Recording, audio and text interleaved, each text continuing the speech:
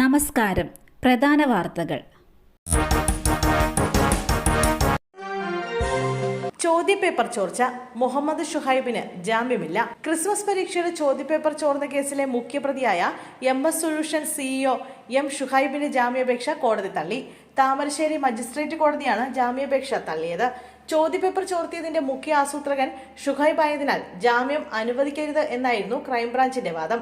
അതേസമയം കേസിൽ അറസ്റ്റിലായ മലപ്പുറം മദീൻ സ്കൂളിലെ പ്യൂൺ അബ്ദുൽ നാസറിന്റെ റിമാൻഡ് കാലാവധി കോടതി വീണ്ടും നീട്ടി. അടുത്ത മാസം 1 വരെയാണ് നീട്ടിയത്. ചോദ്യപേപ്പർ MS സൊല്യൂഷൻസിലെ അധ്യാപകന് ചോർത്തി നൽകിയത് ഇയാളാണെന്നായിരുന്നു ക്രൈംബ്രാഞ്ചിന്റെ കണ്ടെത്തൽ. വർഗീയ പരാമർശം. PC ജോർജിനെതിരെ മുഖ്യമന്ത്രിക്ക് പരാതി നൽകി യൂത്ത് ലീഗ്. പരാതി നൽകിയിട്ടും പാലാ പോലീസ് കേസെടുക്കുന്നില്ലെന്ന് മുഖ്യമന്ത്രി അറിയിച്ചു.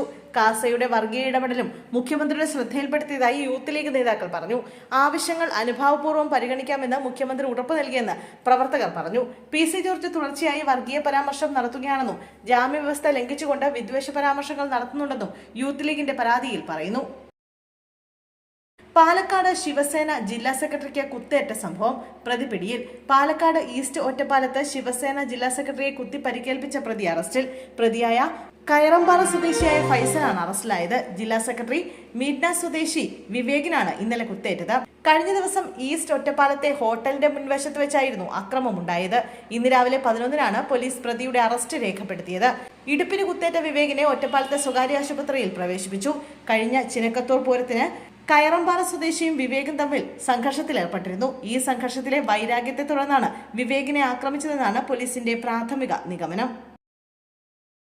കണ്ണൂരിലെ പിഞ്ചുകുഞ്ഞിന്റെ മരണം. കൊലയ്ക്ക് പിന്നിൽ ബന്ധുവായ 12-കാരിയെന്ന് പോലീസ്. പാപ്പിനിശ്ശേരിയിലെ പിഞ്ചുകുഞ്ഞിന്റെ മരണത്തിൽ നിർണായക വഴിത്തിരിവ്. കുഞ്ഞിനെ കൊലപ്പെടുത്തിയത് ബന്ധുവായ 12 വയസ്സുകാരിയാണെന്ന് പോലീസ്. കൊല്ലപ്പെട്ട കുഞ്ഞിന്റെ പിതൃ സഹോദരിയുടെ മകളാണ് കൊല നടത്തിയത്. ഉറങ്ങിക്കിടന്ന കുഞ്ഞിനെ എടുത്തുകൊണ്ടുപോയി കിണറ്റിലേക്ക് വലിച്ചെറിയുകയായിരുന്നു. മാതാപിതാക്കൾ മരിച്ച പെൺകുട്ടി കുഞ്ഞിന്റെ അച്ഛന്റെ സംരക്ഷണയിലായിരുന്നു. പെൺകുട്ടി കുറ്റം സമ്മതിച്ചതായി പോലീസ് അറിയിച്ചു. പെൺകുട്ടിയെ ജുവനൈൽ ജസ്റ്റിസ് ബോർഡിന് മുന്നിൽ ഹാജരാക്കും. താമസ സ്ഥലത്തിന് സമീപമുള്ള കിണറ്റിലായിരുന്നു കുഞ്ഞിന്റെ മൃതദേഹം കണ്ടെത്തിയത്. തമിഴ്നാട് സ്വദേശികളായ മുത്തു, അക്കലു ദമ്പതികളുടെ കുഞ്ഞാണ് മരിച്ചത്.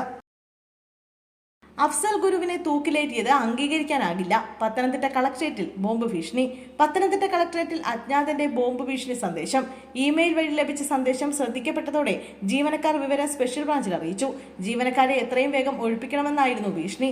പോലീസും ഡോഗ് സ്ക്വാഡും സ്ഥലത്തെത്തി ജീവനക്കാരെ മുഴുവൻ പുറത്തിറക്കി പരിശോധന ആരംഭിച്ചു. രാവിലെ 6:48-ന് ആസിഫ് ഗബൂർന്ന മെയിലിൽ നിന്നാണ് ഭീഷണി സന്ദേശം ലഭിച്ചത്. ജില്ലാ കളക്ടറുടെ ഔദ്യോഗിക മെയിൽ ID-യിലേക്കാണ് സന്ദേശം എത്തിയത്. അഫ്സൽ ഗുരുവിനെ തൂക്കിലേറ്റിയത് അംഗീകരിക്കാനാവില്ലെന്നും RDX സ്ഫോടനം ഉണ്ടാകുമെന്നും ജീവനക്കാരെ ഉടൻ ഒഴിപ്പിക്കണം എന്നായിരുന്നു സന്ദേശം.